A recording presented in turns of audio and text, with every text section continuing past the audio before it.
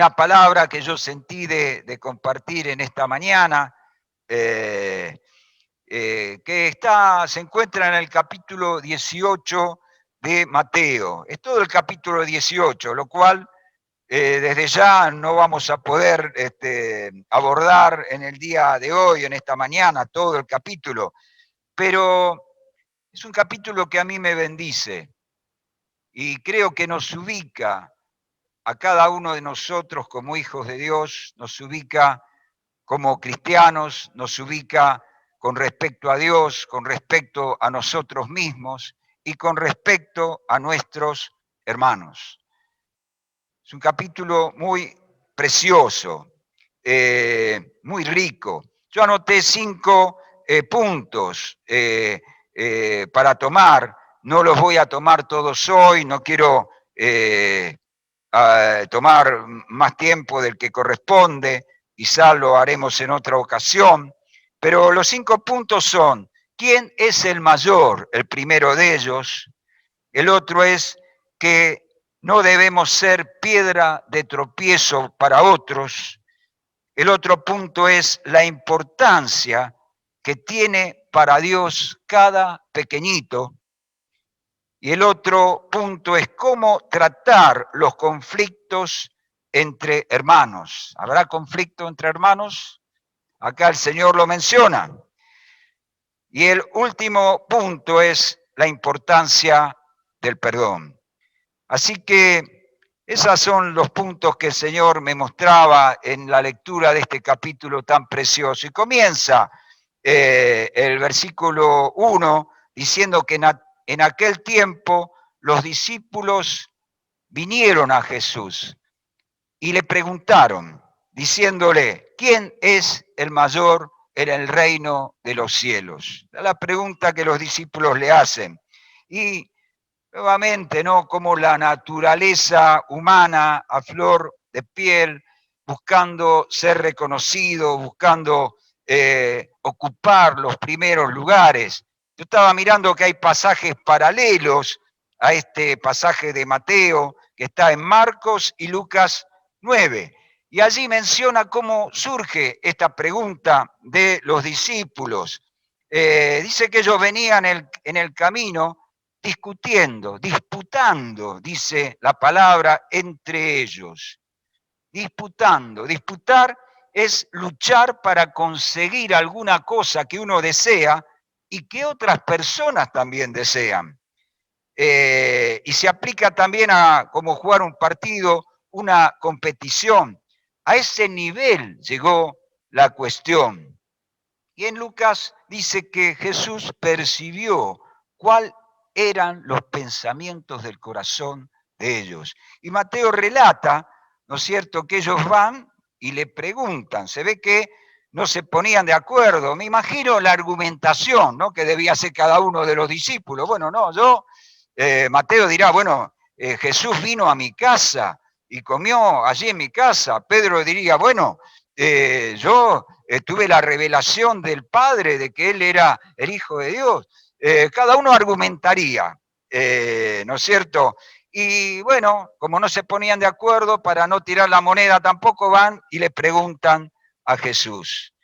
Y se llevaron la gran sorpresa, ¿no?, con la respuesta de Jesús. Y yo pensaba, ¿por qué registra la Escritura esta palabra? ¿Por qué el Señor la hace llegar a nuestros días? Porque creo que nos sirve para nosotros hoy, porque se aplica también a la realidad de nuestras vidas. Y la verdad que si somos honestos, creo que si nosotros hubiéramos estado en ese momento, también hubiéramos participado ahí en esa disputa con los discípulos, ¿no? Porque es algo que forma parte de nuestra naturaleza, la tendencia a querer sobresalir, de ser vistos, de ser reconocidos. Y la raíz es el individualismo de todo esto. Cuando alguien aparece como que sobresale, ya es como que nuestra carne resiste, ¿no es cierto? Porque la raíz es el yo, es nuestra carne, es el individualismo que tenemos bien pegados, somos lo primero, lo más importante, y si creo, y esto lo menciono, si descubrimos algo, y esto yo me coloco también, si descubrimos algo de eso en nosotros, tenemos que prestar atención a esto, porque esto no condice con la actitud que nosotros debemos tener como cristianos. Al Señor le interesa que entre nosotros, sus discípulos, no sea así. Entonces ellos estaban discutiendo ahí quién era el mayor, y Jesús les muestra otro paradigma, otro modelo, les muestra otra cosa, ¿no es cierto? ¿Y qué les dice? Que ellos debían ser más bien, procurar ser como niños. En vez de ser mayores, el Señor le dice, no, ustedes tienen que ser menores. Y llama a un niño, dice que lo puso en medio de ellos, y les dice, si no se vuelven y se hacen como niños, no entrarán en el reino de los cielos. Dice, cualquiera que se humille como este niño, ese es el mayor en el reino de los cielos. Tremendo, ¿no? ¿Y cómo es un niño? Yo pensaba, un niño es alguien que depende de sus padres o de las personas adultas que tienen a su cargo. El niño es confiado y más allá de que hace líos y travesuras, no tiene la maldad que tiene un adulto. Y aunque puede hacer berrinche de pronto porque quiere alguna cosa, un alfajor, algún juguete, es más bien desinteresado. Y fíjense, Jesús cuando lo llamó, se ve que el niño fue, ¿no es cierto? Y se prestó a estar en medio de los discípulos que lo miraban sin entender nada y lo verían como un bicho raro al nene, ¿no es cierto? Allí. Y en su sencillez, el niño se humilló, ¿no es cierto? Eso es lo que Jesús rescató. Entonces, dice Marcos también, si alguno quiere ser el primero, será el postrero de todos, el servidor de todos. El más pequeño entre ustedes, ese es el más grande. Yo menciono esto porque ustedes tengan en cuenta y noten lo siguiente. Las veces que en la Escritura menciona que hubo disensión, que hubo problemas, discusión entre los discípulos, si yo tengo que fijarme más, con más detenimiento, pero encuentro estas dos, ¿no es cierto? Una cuando se disputaban a ver quién era el mayor, y la otra cuando van Santiago y Juan y le dicen a Jesús, mirá, nosotros queremos que allí en tu gloria, concédenos que en tu gloria estemos sentados uno a la derecha y el otro a la izquierda. Entonces allí Jesús le dice, bueno, ustedes no saben lo que están pidiendo. Y cuando se enteran los otros 10, se pusieron mal. Y no porque pensaban, qué poco espirituales son estos dos que van a pedir eso. No se enojaron porque habrán pensado, nos ganaron de mano. Nosotros también queremos eso. ¿Se entiende? Esta es la actitud, ¿no es cierto? Y lo que ha generado en medio de los discípulos este enojo. Y Jesús le dijo, no será así entre ustedes, el que quiera hacerse grande será servidor, siervo de todos. Amén. Esa es la medida que el Señor pone. Ahora en este mundo, en este sistema en el que nosotros estamos, en el que vivimos, donde para ser hay que tener, y donde prima la supremacía del más fuerte sobre el más débil, la ley de la selva, donde no importa pisar la cabeza de otros para ascender. Esto es lo que se vive en el mundo. Y Pablo, en medio de esto, presenta allí en Filipenses el modelo de Cristo, que siendo todo, se anonadó, se hizo nada, teniéndolo todo, se negó a tener. Y nos dice que ese es el sentir que debe haber en nosotros. Cuanto más nosotros debemos aplicarlo a la iglesia en la relación fraternal, no buscando ser reconocidos, teniendo una actitud de servicio y moviéndonos con toda humildad, amando al hermano, a mi prójimo, de la misma manera que Cristo me amó. Amén. Y en este capítulo de Filipenses que mencionamos, que todos conocemos, ¿no? Donde dice, haya en vosotros este sentir que hubo en Cristo Jesús, tiene un prólogo, tiene una parte anterior, que el Señor les dice, completen mi gozo, sintiendo lo mismo, teniendo el mismo amor, unánimes, sintiendo una misma cosa. Dice, no hagan nada por contienda o por vanagloria. No debemos hacer nada para que otros nos vean y nos alaben. Antes bien, dice, con humildad, estimando cada uno a los demás como superiores a uno mismo. Esta es la actitud que nosotros debemos tener en nuestra vida, una postura permanente frente a los demás, y que no es solamente en ocasiones especiales, sino que es en todo momento, considerar al otro como superior a mí. Esto es muy fino, todo esto, el análisis, porque ¿qué pasa con aquel que es una persona, un intelectual, alguien que tiene un gran conocimiento, una gran posición, con aquel que a lo mejor apenas sabe leer y escribir? En lo espiritual, aún este intelectual tiene que considerar al otro como superior a él mismo. Esto es lo que nos dice Jesús, es la medida que el Señor nos da en lo espiritual, no en lo que significa la parte material. No mirando, dice, cada uno por lo suyo propio, sino cada cual también por lo de los otros. Y esta es, tenemos que luchar, ¿no? Porque la característica que en este tiempo es el egoísmo, el egocentrismo, el individualismo, donde el yo es el centro de todas las cosas. Y claramente el Señor nos dice, no será así entre ustedes. El que quiera ser el mayor tiene que ser el que sirva. Amén. Si vivimos esto, muchos problemas se resolverían. Por eso estamos mencionando todo esto, ¿no? El segundo punto, no ser piedra de tropiezo para otros. Ese es el segundo punto. A partir de allí, del versículo 6, dice, cualquiera que haga tropezar a algunos de estos pequeños que creen en mí, mejor le fuera que se le colgase una piedra de molino y se hundiese en el fondo del mar. Tremendo. Y debemos ser muy cuidadosos de no ser piedra de tropiezo.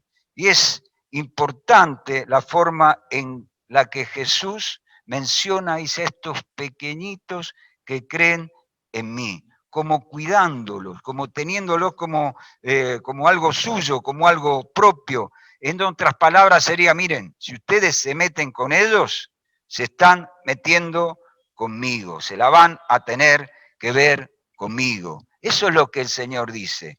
Y acá, más adelante, habla del mundo, ¿no es cierto? Hay por el mundo, por los tropiezos, pero acá está diciendo a cualquiera, y creo que esto nos involucra a todos. Hay cosas que nosotros apreciamos y defendemos, ¿no?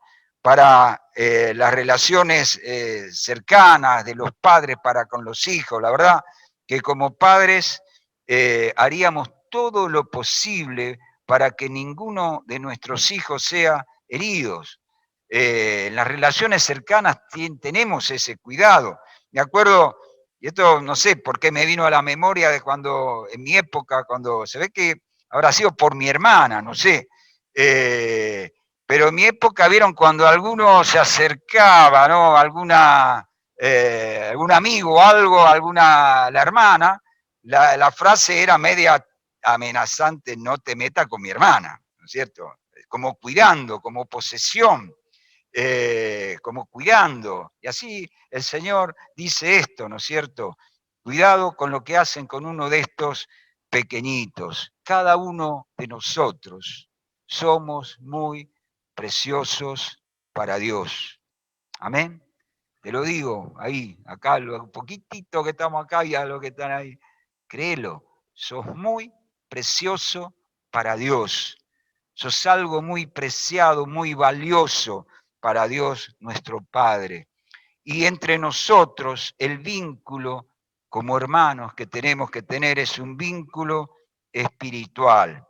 Podemos tener y tenemos diferentes rasgos físicos, diferentes colores, diferentes razas, diferente genético, la diferencia genética que tenemos en lo humano, pero en lo espiritual, cada uno de nosotros que hemos sido redimidos, perdonados, comprados, no con cosas corruptibles como oro y plata, sino con la sangre preciosa de Jesucristo.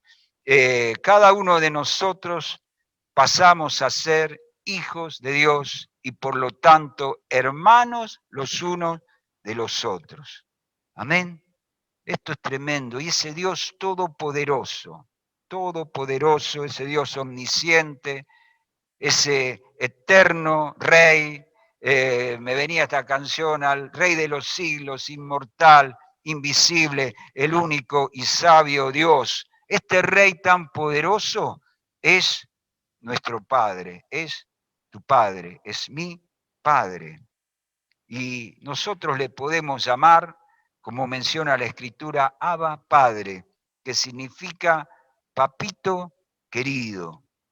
Por eso Jesús dice, miren, quien se mete con alguno de estos pequeñitos, de estos pequeños tan preciosos para Dios, la verdad, mejor que se le cuelgue una piedra y que sea echado en el fondo del mar, porque si se la tienen que ver conmigo, va a ser peor. Debemos ser cuidadosos, hermanos, en el trato que tenemos unos con el otro. Tenemos que amarnos con ese amor que Dios quiere que tengamos, porque entre nosotros, más allá del aspecto físico que tenemos, somos preciosos para Dios. Y Él nos llega a llamar la niña de sus ojos, algo muy valioso y muy preciado. Amén. Ahora me pregunto, ¿no? Para que consideremos, ¿de qué manera puedo dañar a mi hermano? ¿De qué manera? Y bueno, hay muchas formas, podemos tener muchos motivos por los cuales tengo dificultad de aceptar a mi hermano.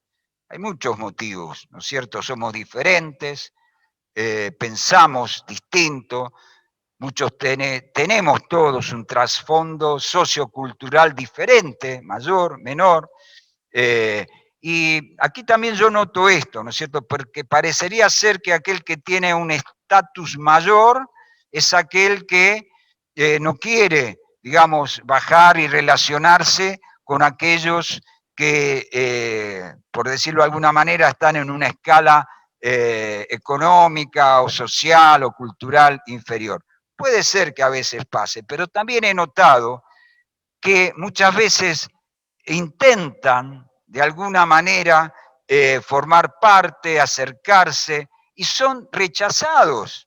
Son rechazados. ¿Por qué? Bueno, juegan muchas cosas, ¿no?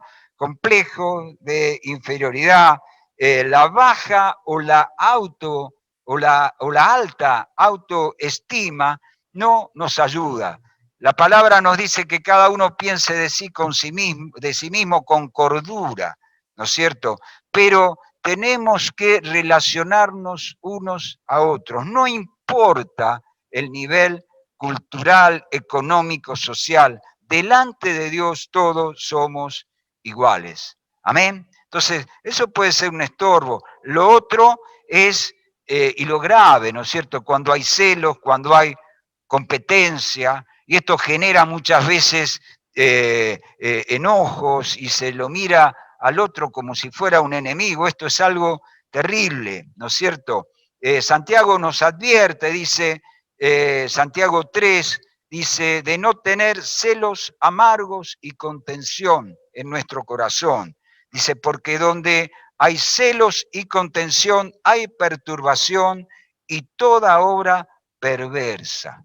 Toda obra perversa. Y Mateo también anteriormente en el capítulo 5, en el Sermón del Monte, dice, cualquiera que se enoje contra su hermano será culpable de juicio, y cualquiera que le diga necio a su hermano será culpable ante el concilio, y cualquiera que le diga fato, creo que significa algo así como tonto, quedará expuesto al infierno de fuego.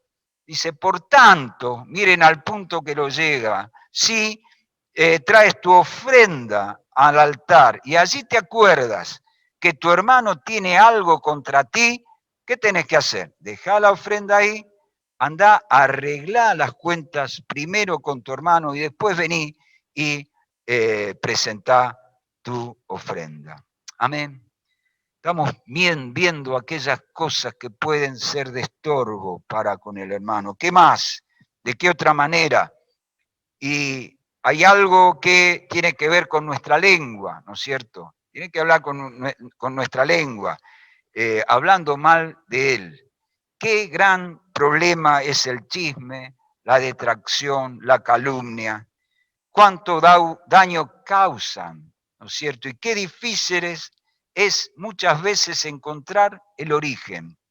¿Vieron? Cuando se va desparramando, ¿no es cierto?, el chisme, la detracción, la calumnia, y ya se hace general, muchas veces difícil encontrar el origen. Y detrás de todo esto hay, hermanos, entendámoslo, hay una astucia diabólica. Hay algo que el diablo ha sembrado en el corazón de alguien y ha desparramado, y ha infectado, y ha dañado a un hermano. Eso es terrible, porque el hermano se encuentra de alguna manera indefenso, se encuentra de alguna manera como, como centro de algo de lo cual, ojo, que puede ser, y eso ya formaría parte de el otro capítulo, ¿no? Que no podemos ver ahora, ¿no es cierto? Que es de ir al hermano, en vez de ir al hermano, se desparraman las cosas, ¿no es cierto? El Señor nos manda a ir a nuestro hermano. La detracción es denigrar, es lo que resta el honor o el buen nombre de la otra persona, es desacreditar y deteriorar su imagen. Tienen nombre todas estas cosas. El chisme, habladurías que intentan crear enemistad. Todo esto proviene del mismo infierno. La murmuración son conversaciones que van en perjuicio de otro. Y la calumnia va aumentando, ¿no? Son acusaciones maliciosas e infundadas para causar daño. Amén. Esto es tremendo. Yo sentí realmente de hablar de esto, porque es algo que daña muchísimo. Miren en Zacarías también, Dios dice, Zacarías 2, dice lo mismo acá que menciona Jesús. Dice, porque el que te toca a la niña de su ojo. El Señor alzará su mano sobre todo aquel que quiera dañar a sus hijos. Amén. Entonces, vuelvo a repetir, acá en la Escritura habla, ¿no? Hay del mundo por los tropiezos, pero al principio habla de cualquiera que haga tropezar a su hermano. Yo tengo, varias veces me ha tocado y he podido estar en la carpa, en las campañas de Carlos Anacondia, digamos, atendiendo gente, no que me llevaron a mí a la carpa, claro. Pero, ¿saben lo más notable? Que especialmente lo noté en la última de las campañas, no en las primeras, porque en las primeras había ya gente que estaba conociendo al Señor, pero en las últimas campañas, la mayoría que entraban a la carpa eran hermanos, ¿no? Gente que conoció al Señor, pero que se había apartado. Y estaban la mayoría enojados, por haber sido, muchos se apartan, eso ya lo vamos a ver ahora en este punto que viene. Muchos se apartan porque ellos mismos lo deciden, pero muchos otros porque son dañados. Muchos, y ahí teníamos la consigna, ¿no? Cuando era algo en contra de algún pastor, bueno, ahí ya llamábamos, ¿no es cierto?, para ser atendido de otra manera que no, pero había enojo con pastores, con hermanos, por haber recibido maltrato, por haber sido víctima a lo mejor de calumnia, de murmuraciones, de cosas. Hermanos, esto es muy delicado, por eso sentí de tocarlo en esta mañana. Seguimos un poquito adelante. El tercer punto, que habla de la importancia que tiene para Dios cada pequeñito. A partir del versículo 10, dice, miren, de no menospreciar a uno de estos pequeños, porque les digo que sus ángeles en los cielos ven siempre el rostro de mi Padre que está en los cielos. Esto marca la importancia que tienen estos pequeñitos, ¿no? Sus ángeles miran el rostro del Señor permanentemente. Y algunos dicen, bueno, estos son los ángeles de la guarda que tienen los niños. Ahora, yo pensaba, si nosotros somos para Dios pequeñitos, sus pequeñitos, yo me siento así para con Dios, yo creo que hay ángeles rodeando. ¿Amén?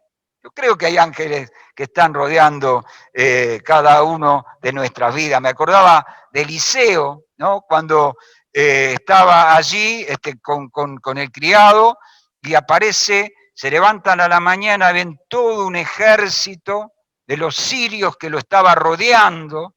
Entonces el criado se asusta y va y le dice, y Eliseo le dice, mirá, no tengas miedo, porque mayor es los que están con nosotros que los que están con ellos. Amén. Entonces ora al Señor para que sus ojos sean abiertos. Y cuando Dios le abre los ojos, mamita querida, dice, bueno, dice, y vio que estaban rodeados de ángeles y carros de fuego alrededor de Eliseo. Creo, hermano, esto lo digo al margen, ¿no? Que el Señor manda a sus ángeles, que estemos confiados, que el Señor está con nosotros y nos guarda. Versículo 11, porque el Hijo del Hombre ha venido a salvar lo que se había perdido. Amén. Y dice, ¿qué les parece si un hombre tiene 100 ovejas y se descarría una, deja las 99 y va a buscar la descarriada? Dice que no, y acá notaba esto, ¿no es cierto? La palabra que usa es descarriar, dice no se perdió, dice se descarrió. Es diferente el término. Y aquí creo que hay un llamado a atención para nosotros. No debemos dar por perdido a nadie. Papá, que tenés a tu hijo a lo mejor que está apartado, o diferentes situaciones familiares, amigos, hermanos queridos. No demos por perdido a nadie. Dios no da a nadie por perdido. Nuestra parte es la de ir a buscarlo porque está descarriado. Dice así, no es la voluntad de vuestro Padre que está en los cielos que se pierda uno de estos pequeñitos. Para el Señor, cada uno de nosotros, sus hijos, somos muy especiales. Él es el buen pastor, aquel que ha dado su vida por las ovejas, que las conoce. Él te conoce. Dice que a cada una el Señor llama por su nombre. Amén. A mí hay veces que me cuesta acordarme de los nombres de las personas. El Señor a cada uno llama por su nombre. Y a mí me conmueve mucho cuando cantamos me viste a mí cuando nadie me vio. Me amaste a mí cuando nadie me amó. Me diste nombre. Yo soy tu hijo, la niña de tus ojos. Esa es una realidad en nuestra vida para con Dios. Y miren, con todo esto vino a mi memoria, con esto vamos terminando, algo que creo que fue en el 2014-2015, que estuvo aquí en este lugar Tato Imitián, y nos habló, nos inquietó acerca de hacer una lista por aquellos que estaban apartados, aquellos que, digamos, se quedaron a un costado del camino. él nos inquietó con todo esto. Lo llamamos así, o lo llamó él, creo, Operación Retorno. No sé si se acuerdan, ¿eh? ¿Se acuerdan? Ahora, más o menos el 2015, calculo yo, Operación Retorno.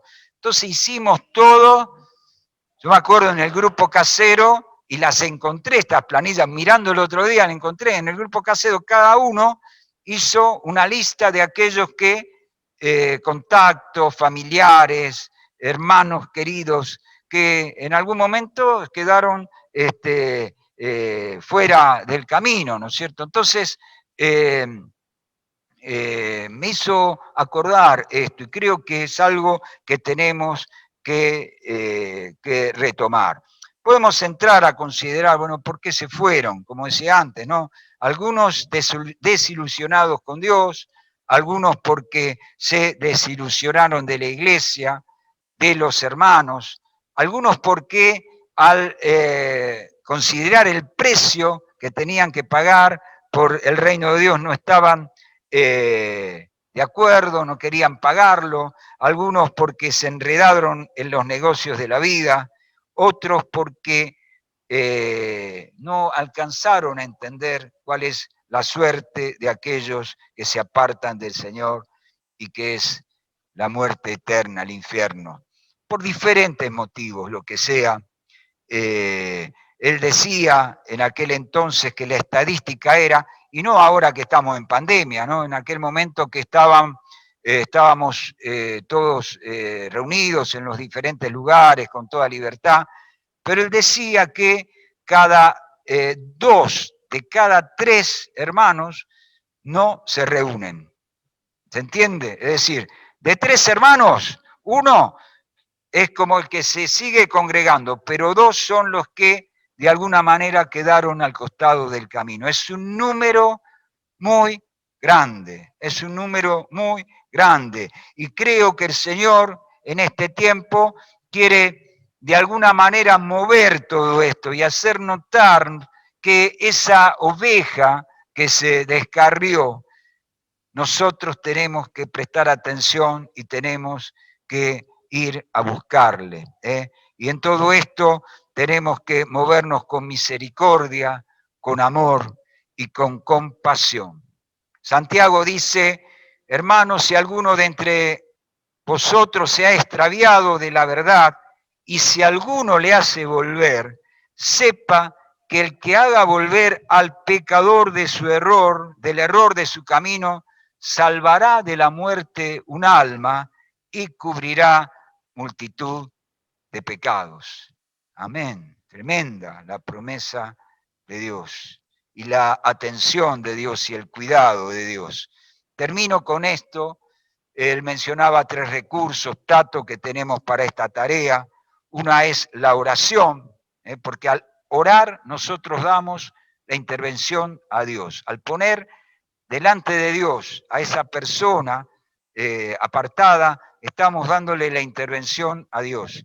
Y él decía que hay una llave, ¿no? El corazón endurecido, cerrado, hay solamente una llave que puede abrir. Y esa llave es aquella que el Señor nos revela y nos va a mostrar y nos va a dar la palabra justa, el momento justo, como para poder ir al hermano. La oración, el amor es fundamental, amar, ¿no es cierto? El amor por aquel que está perdido, amarlo, estimarlo, darle el valor que Dios le da a un pequeñito que de alguna manera se ha descarriado. No debemos juzgar ni condenar, porque somos muy rápidos para hacerlo. Proverbios 10 dice, el odio despierta rencillas, y aquí nuevamente dice, pero el amor cubrirá multitud de faltas. Y Pedro también menciona, y ante todo, tened entre vosotros ferviente amor, porque el amor cubrirá multitud de pecados. El amor, no podemos hacer esta tarea de oficio, como profesionales, porque lo tenemos que hacer. Tiene que moverse en nosotros la compasión, la misericordia, el amor de Dios, porque eso es lo que va a recibir el otro, si no va a recibir bueno, me vinieron a ver para, no, tienen que recibir el amor de Dios, oración, amor y hacer una lista. Eso es lo que Tato decía, hacer una lista de las personas que se han alejado y ponernos de acuerdo con otros para orar por él. Amén. Me acuerdo de algo que Amadeo en un momento, no sé en qué momento fue, pero lo escuché de él. Él decía, pensando en un rompecabezas, ¿no? Dice, ¿cuál es la pieza más importante del rompecabezas? A ver, ¿cuál es la, Amén. Muy bien. ¿Cuál es la pieza más importante? La pieza que falta. Vos podés tener un rompecabezas, no sé cuánto hay, de 10.000 piezas o no sé, hay de todo. Pero si te falta una pieza, está incompleto, te volvés loco. La pieza más importante es la que falta, hermano, que nuestro corazón sea movido para que podamos tener ese sentir del Señor en ir a buscar a otros. Y la verdad, en medio de este momento yo me preguntaba si era una palabra, ¿no?, para este tiempo. Estamos en medio de esta pandemia, tanta enfermedad, tanta muerte, tanta crisis en todo sentido, familiar, económica, en el país. Y sentí que sí, que era una palabra para la iglesia. ¿Por qué? Porque el mundo, la sociedad está en crisis y cada vez se evidencia mucho más, está en crisis. Y la esperanza para el mundo, hermanos, no es otra que Cristo. La esperanza es Cristo. Y Dios va a obrar, a impactar a las personas a través de quién?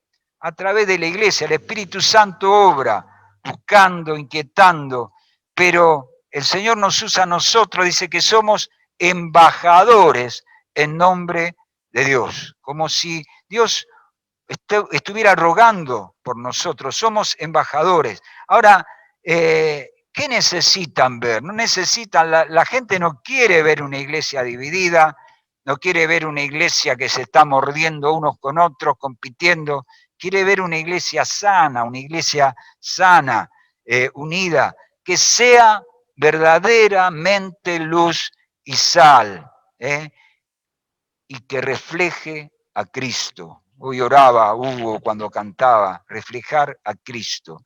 Y la verdad que para reflejar a Cristo tenemos que vivir todo esto que hemos estado mencionando, sin divisiones ni peleas entre nosotros.